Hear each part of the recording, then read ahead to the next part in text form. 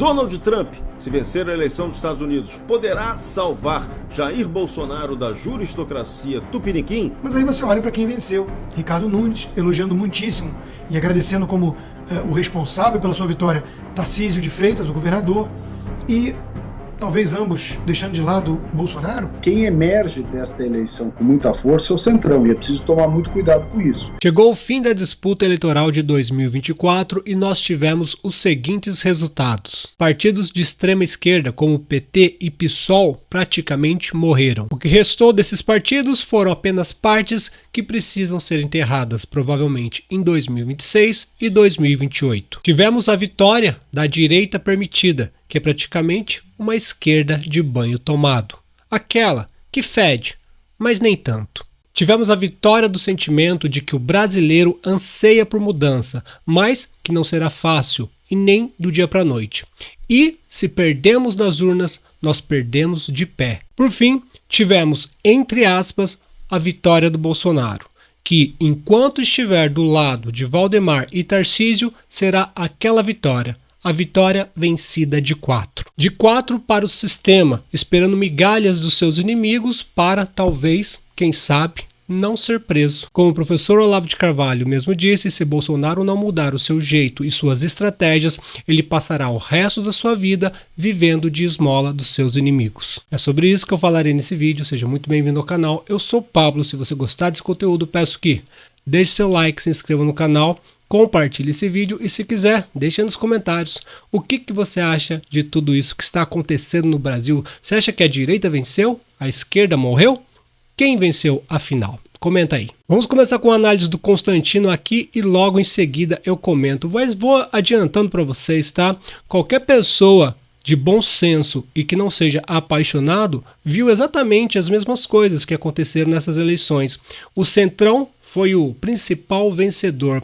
Algumas vitórias maquiadas do Bolsonaro sendo escanteado pelo Nunes logo após a vitória e tentando de qualquer forma colocar o Tarcísio como o principal líder da direita. Será que o Tarcísio vem para 2026 concorrer à presidência? É isso que a gente vai ficar aguardando. Finalmente, os resultados do segundo turno nas eleições municipais. Algumas coisas para a gente comemorar, outras coisas eu fico com alguma dificuldade de entender a empolgação.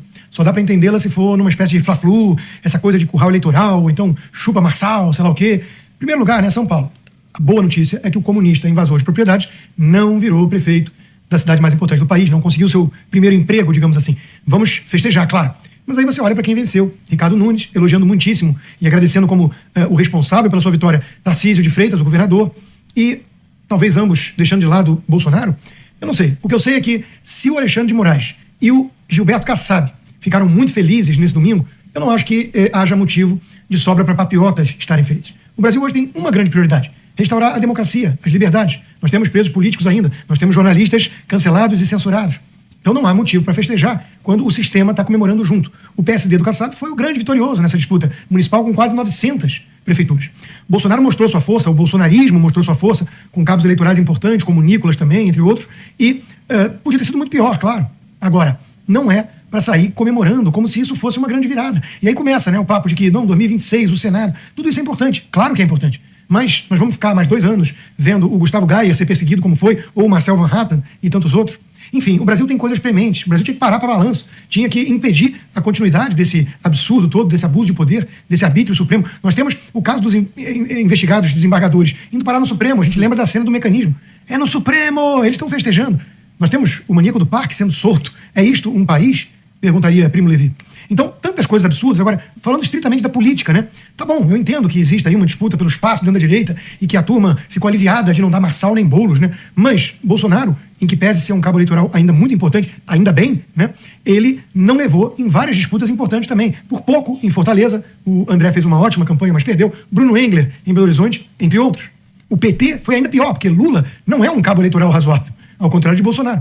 Bolsonaro é um bom cabo eleitoral, mas não faz milagre. Lula é um péssimo cabo eleitoral. A gente se pergunta, onde ficam os 60 milhões de eleitores desse sujeito? Né?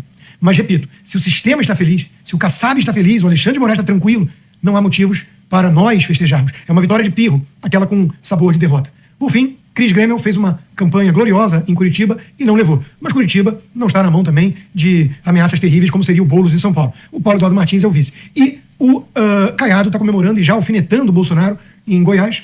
Realmente, ele levou, mas estão querendo tirar muitas lições para 2026 já. Calma. Não é assim que a banda toca, como diriam, né?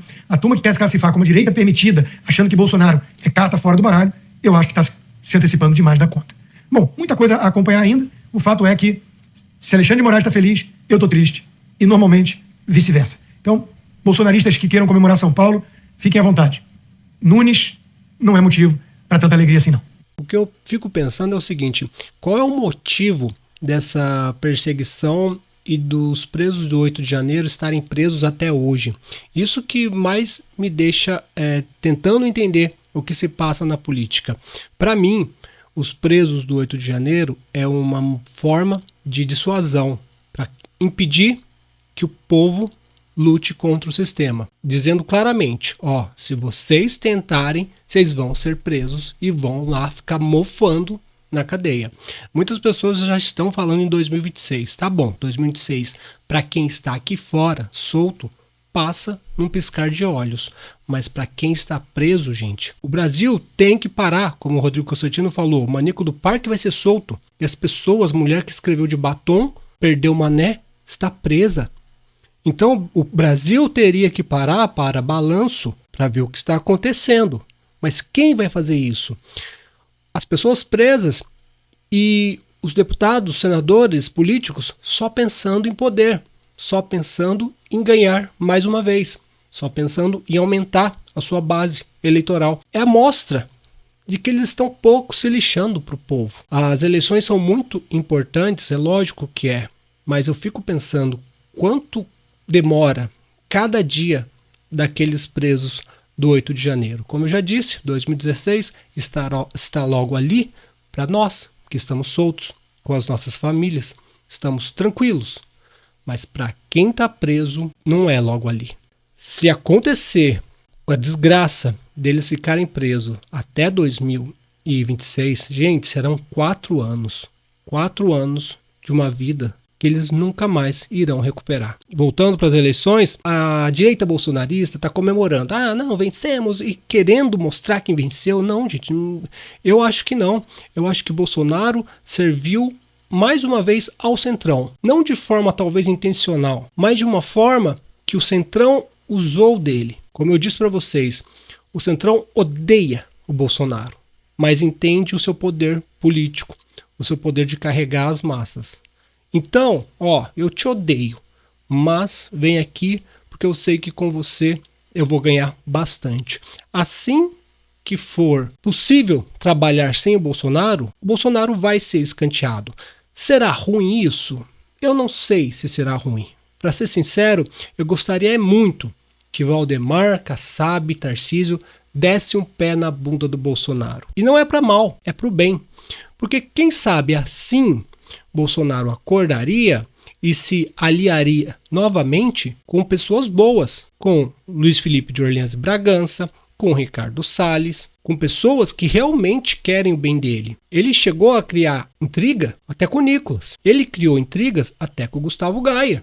O Gustavo Gaia estava num restaurante lá, o Bolsonaro nem queria olhar para a cara dele por causa do movimento anti-PSD. Sabe aquela coisa? O filho pródigo, a casa torna. Então, o Bolsonaro gastando a sua força com esses pulhas da política, talvez acorde para a vida e volte para quem realmente se preocupa com o Brasil e quem realmente se preocupa com o Bolsonaro. As pessoas ficam com raiva da gente, falam, vocês são traidores, Bolsonaro fez muito pelo país. Ele fez pelo país, só que ele está perdido, ele está sendo usado. E só um completo alienado bolsonarista, como esses influenciadores, que não vê que o Centrão está usando o Bolsonaro. O Nunes ontem, quando ganhou, disse que o líder maior é o Tarcísio. Dedicou a sua vitória ao Tarcísio.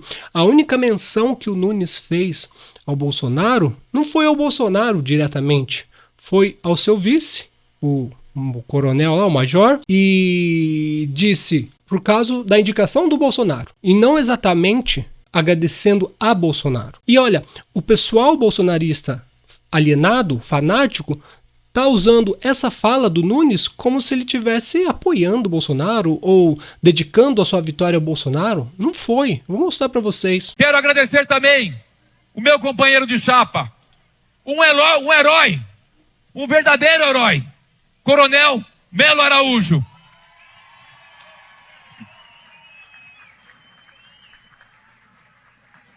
Obrigado, Coronel Melo Araújo. Uma indicação preciosa do presidente Bolsonaro. Eles estão usando somente isso para falar que o Bolsonaro está dentro do jogo. Olha que nível de loucura desse povo. Ele rasgou elogios ao Tarcísio, falando que o Tarcísio é o líder da direita, e foi essa a única vez que ele citou o nome do Bolsonaro como uma preciosa indicação de Bolsonaro, só isso. Ele não agradeceu o Bolsonaro, falou que sem o Bolsonaro não venceria. Não! A única coisa que ele fez foi falar uma preciosa indicação do presidente Bolsonaro. Só isso. Olha o nível de loucura desses bolsonaristas. Enquanto que com o Tarcísio, ele rasgou elogios. E agradeço ao líder maior, sem o qual esta vitória não seria possível. Eu queria voltar a repetir. Eu agradeço ao líder maior, sem o qual nós não teríamos esta vitória. O meu amigo que me deu a mão na hora mais difícil, governador Tarcísio de Freitas.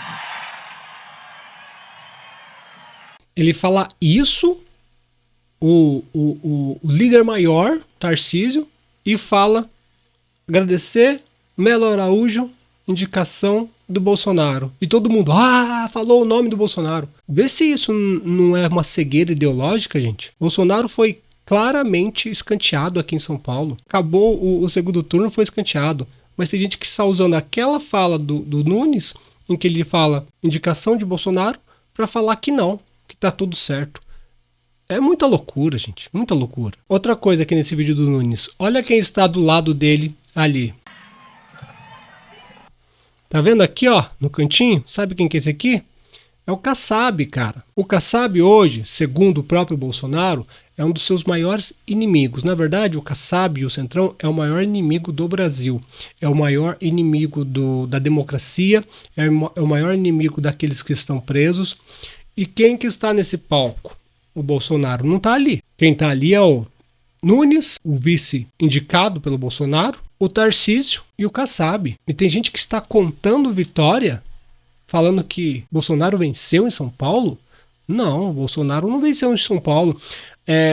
O terror não venceu em São Paulo, que é o Boulos PCC. Mas São Paulo está longe de ter vencido pela democracia. A culpa do Brasil estar do jeito que está, nessa tirania, nessa ditadura, é do Centrão. Então você vê um palco desse aqui, da cidade de São Paulo, de Tarcísio, Nunes e Kassab, e o cara fala assim, graças à indicação do Bolsonaro, falou o nome do Bolsonaro.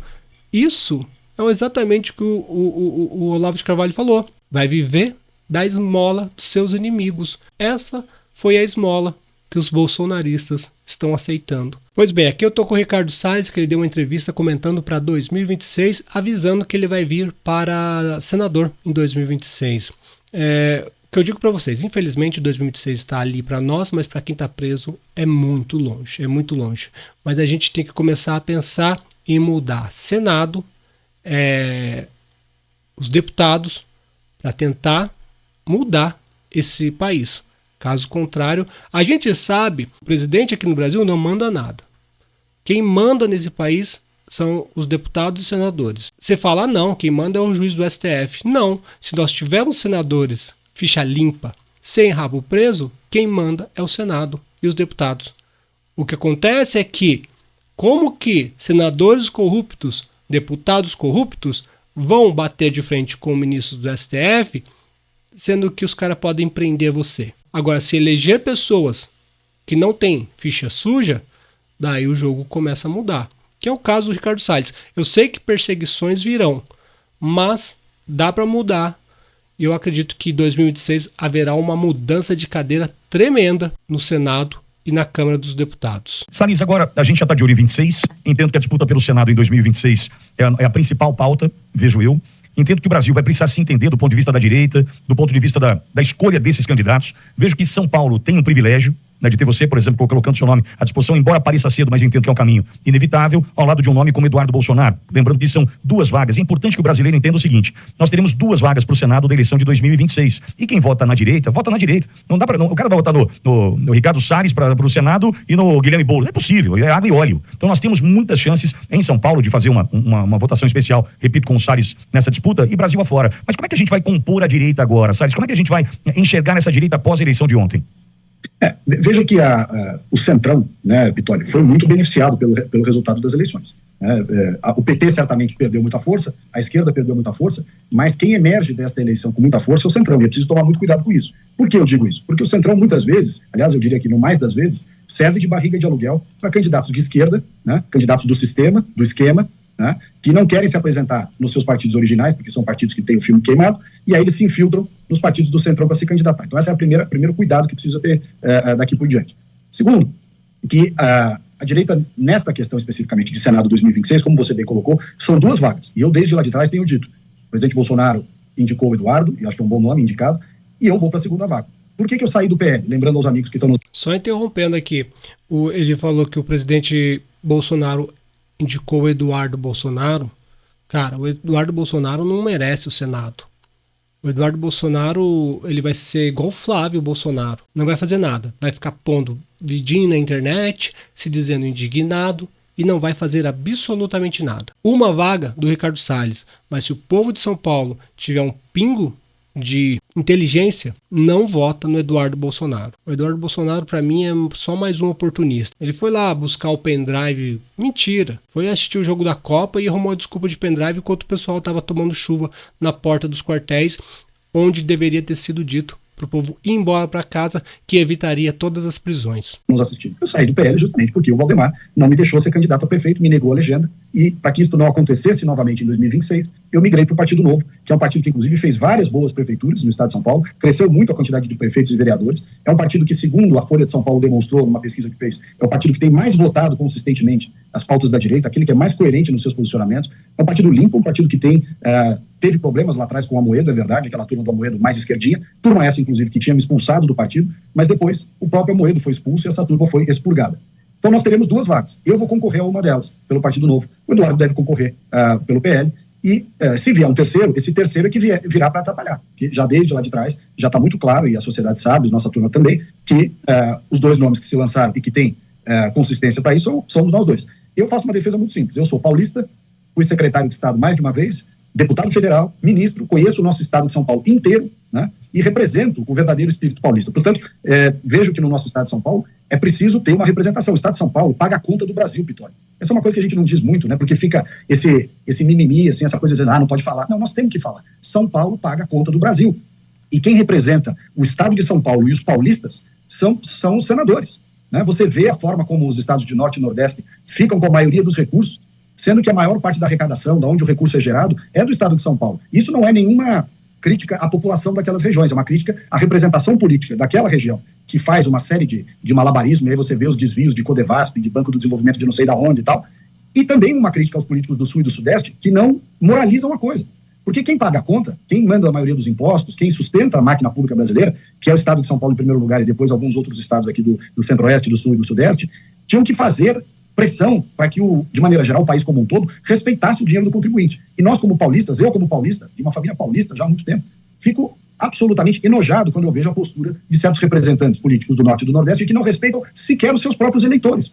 Porque dizem que estão levando dinheiro para suas regiões, estão levando dinheiro para os seus projetos, mas na verdade estão fazendo esquema com esse monte de verba, um monte de emenda, né, esse loteamento desses órgãos todos que tem lá em cima. Então, São Paulo precisa se posicionar. Aqui é São Paulo, e São Paulo tem uma maneira própria de fazer as coisas. Essa fala dele é vista por muito como xenófoba, e é um absurdo. A gente de São Paulo trabalha. O pessoal do Nordeste vem para cá, trabalha para mandar dinheiro para a União, que uma boa parte é surrupiada. Só o STF gasta 500 milhões. Daí vai para o Nordeste um monte de parte. Cara, vai para aqueles cafundó do Nordeste, o nosso dinheiro vira pó, literalmente. Então, o que ele está falando, embora muitas pessoas torçam o nariz, é a maior verdade. Tem gente que é segregador, não, deveria separar. Eu não acho que deveria separar, eu acho que a lei deveria ser: o Estado que produz ter uma parte do que produz. Não adianta, se o Maranhão não está produzindo, se Sergipe não está produzindo, alguma coisa está errada. Agora, o dinheiro nosso vai para lá e o que vira? Vira assistencialismo, vira bolsa, preso, bolsa, família, vale, gás. E por isso que o Nordeste vota tanto na esquerda. Nem para o próprio povo eles ajudam. Mas isso está mudando, viu? Muitas prefeituras dos estados nordestinos foram eleitas por pessoas de direita. Ou seja, a internet vai chegando e o povo vai acordando. Agora falando em presidência de 2026, tá? A maioria que eu venho pesquisando, pelo menos, está dando que o Bolsonaro, as probabilidades do Bolsonaro concorrer a 2026 é mínima. É 1% de chance. Como eu já disse aqui, quem julga ele é o mesmo cara que falou que vencemos o bolsonarismo. Então, as chances eu acho muito remotas, tá? Então, ficaria quem para concorrer às eleições de 2026? Estão falando de Tarcísio, Lula, Pablo Marçal. E por fora, Zema e Caiado. Mas Zema e Caiado não tem força. Primeiro, que Caiado eu não gosto. Ele é um tranca-rua. Ele é amigo de Alexandre de Moraes, ele fez parte ali ou estava sabendo da operação que ia acontecer contra o Gustavo Gaia antes de acontecer, porque se não me engano foi na quinta-feira que a Polícia Federal foi na casa do Gustavo Gaia, na terça-feira o Caiado estava reunido com o Alexandre de Moraes. Então, cara, Caiado pra mim, sempre foi. Pra mim o Caiado nunca foi, mas se você é de direita e acredita que o Caiado possa ser alguma coisa, não, daí você tá muito enganado. Até o Zema passa, mas o Caiado não dá, tá? Então, o que a gente está vendo é o seguinte, 2026, Tarcísio vai disputar o governo de São Paulo novamente ou ele vai para presidência, tentar a presidência? O que todo mundo está vendo é o seguinte, se Tarcísio se lançar à presidência, Pablo Marçal se lança governador de São Paulo e leva. Olha, sabe, tá igual um jogo de xadrez mesmo. Você quer comer o bispo, você vai perder sua torre. Se o Tarcísio não se lançar à presidência, quem que teremos se o Tarcísio não for? Veja bem, Lula, vamos supor, Caiado, Zema, Luiz Felipe de Orleans e Bragança e Pablo Marçal, você não tem nem goste você ou não do Pablo Marçal. Não tem nem como não bater de frente e pelo menos não ir para o segundo turno. Quem que o Bolsonaro vai apoiar? Pode ser que o Bolsonaro apoiaria o Zema? Pode ser. O Caiado? Provavelmente não. Estava metendo o pau no Caiado agora esses dias, mas a gente sabe como é política, né? Luiz Felipe de Orleans e Bragança? Será? O sistema, o Kassab, não vai querer o Bolsonaro elegendo o Luiz Felipe de Orleans e Bragança, que é um conservador nato. Então tá tudo muito, vai demorar ainda 2026, mas a gente tem que começar a colocar as probabilidades.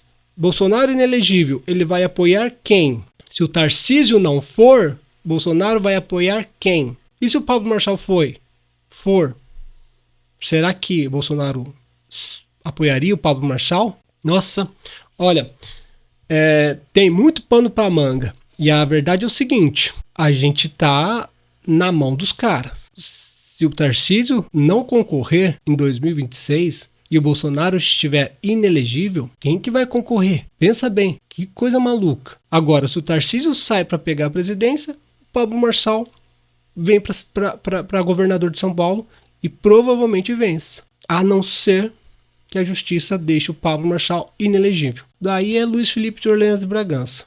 Se é que ele vai vir. Algumas pessoas da ala bolsonarista estão alimentando, para mim, uma falsa esperança do Bolsonaro se tornar elegível. Eu acho muito difícil. A única chance é, como diz aqui, o Serrão. Eu já venho falando isso para vocês há tempo. Donald Trump, se vencer a eleição dos Estados Unidos, poderá salvar Jair Bolsonaro da juristocracia tupiniquim? Eis a questão. Só que o sistema de poder fará tudo para manter Bolsonaro cada vez mais inelegível. E ainda tem a dureza. O próprio Supremo Tribunal Federal promete ainda jogar pesado com o Bolsonaro. Mas aí vem Donald Trump. Se Donald Trump ganhar na América, vem toda uma reviravolta para o lado de cá. Por quê? Trump pode criar um problema seríssimo para a nossa juristocracia, que ela vai ter que resolver e não sei como ela conseguirá resolver. Trump vai declarar guerra ao narconegócio. E aí a juristocracia tupiniquim vai ter que mostrar que ela é muito boa no combate ao enfrentamento ao narconegócio no Brasil. Ela está se mostrando boa? O que você acha? Sim ou não? É nessa que Trump pode pegar a juristocracia brasileira. Ele foi vítima dela lá nos Estados Unidos. Teve gente, amigo dele, o super aliado dele, Elon Musk, ou Elon Musk, também foi vítima da juristocracia por aqui, no Brasil. Será que ele vai cobrar de Trump uma postura para defender o Brasil? Vamos aguardar para ver. Então, se Trump será a fada madrinha ou não, vai depender se ele vence a eleição. Está perto da gente saber o resultado. E preparem-se para a disputa direita versus centrão na próxima eleição, na qual a esquerda vai estar mais enfraquecida e sem condição de uma reeleição, por exemplo, do presidente Lula, a não ser que eles consigam uma mega armação para que isso aconteça. As chances do Lula vencer em 2026, cara, ele tá virando pó, não tem como, cara. Tem que ser uma mega armação, como o Serrão disse. Uma mega armação. Caso contrário, não tem como. É muito escancarado e ridículo o Lula vencer em 2026. Já foi em 2022. Mas em 2026, cara, com tudo que está acontecendo, e não se preocupe, ele não tem força para dar o golpe, igual fez o Maduro. Ele não tem. Quem manda no Brasil hoje é o Centrão. E sem chance. O Centrão está esperando um candidato para concorrer e vencer o Lula. Como eu já disse, se o Tarcísio for para vencer o Lula e possivelmente poderá vencer, o Pablo Marçal vem e pega São Paulo para ele. Tudo vai ser uma questão de tempo para as coisas mudarem, sabe? Embora o Centrão foi o maior vencedor dessas eleições, a direita do povo, o povo, ele sai grande. A Cristina Graham mostrou que o povo está acordado, ou está acordando, né? E em 2013, quando falava o gigante acordou nada, ele abriu os olhos e voltou a dormir. Mas agora parece que ele está despertando aos poucos, e é assim que tem que ser, as coisas têm que ser orgânicas. Quando é de repente, da mesma velocidade que ela sobe, ela desce. Agora não, está sendo orgânico e vai crescendo cada vez mais. E é isso que parece que está acontecendo. Então, 2026 eu acredito que o Bolsonaro não esteja elegível, exceto no caso do Trump. Será que o Trump vai se meter aqui? Será que o Elon Musk está profundamente envolvido na campanha do Trump? E o Trump, cara, as chances dele ganhar é muito grande. Tem que ter uma fraude gigantesca nos Estados Unidos para que o Trump não vença. Então, as chances do Trump ganhar é muito claras e possivelmente ele vá sim interferir alguma coisa aqui ou deixar pelo menos o pessoal incomodado de fazer tanta falcatrua aqui no Brasil. 2 fatos. O Trump pode ajudar nos presos do 8 de janeiro. O Trump pode ajudar o Bolsonaro a ficar elegível. E o Bolsonaro estando elegível, o Trump pode ajudar uma eleição no Brasil de 2026 para a presidência mais limpas do que foram em 2022. Nós não podemos ser iludidos como esse pessoal fanático de direita que está achando que o Bolsonaro saiu forte, vencedor dessas eleições de 2024. Não. Isso é ser iludido. Bolsonaro teve a sua participação, claro que teve, ajudou muitos prefeitos a se elegerem, mas o maior vencedor nas urnas foram o Centrão. O maior vencedor moral foi o povo, porque o povo conseguiu entender o que está acontecendo e, como eu já disse, serão mudanças graduais, não vai ser do dia para a noite. Bolsonaro sendo escanteado pelo Centrão, pelo Tarcísio, etc., pode parecer ruim. Vai ser ruim para a ala bolsonarista fanática, que vão ficar todos chorando. Mas para o Brasil será bom, porque quem sabe assim, volte o cão arrependido e volte junto com as pessoas que realmente são de direitas, como o Salles, o Nicolas, o Cleitinho, enfim. Então sim, forme uma aliança realmente de direita e não de centrão, como que está acontecendo agora. Hoje o Bolsonaro é centrão completo. Tudo o que ele faz é para ajudar o centrão. Porque, vem aqui, PL venceu em várias cidades. Você acha que o PL é de direita? Claro que não, gente. PL, PSD, MDB, é tudo a mesma coisa. É tudo a mesma coisa. E todos eles estão usando o Bolsonaro para eleger os seus prefeitos e vereadores. Então, nada muda. Agora, se o Bolsonaro for escanteado e voltar para a direita verdadeira, então as coisas começarão a mudar. Se você gostou desse vídeo, peço que deixe seu like, se inscreva no canal, compartilhe esse vídeo e se quiser, deixe aí nos comentários o que você acha de tudo isso. Comenta aí. Você acha que o Brasil tem chance com o Trump vencendo? Você acha que a direita bolsonarista venceu? Ou o povo venceu? Ou o Centrão venceu? Comenta aí. Forte abraço. Tchau, tchau.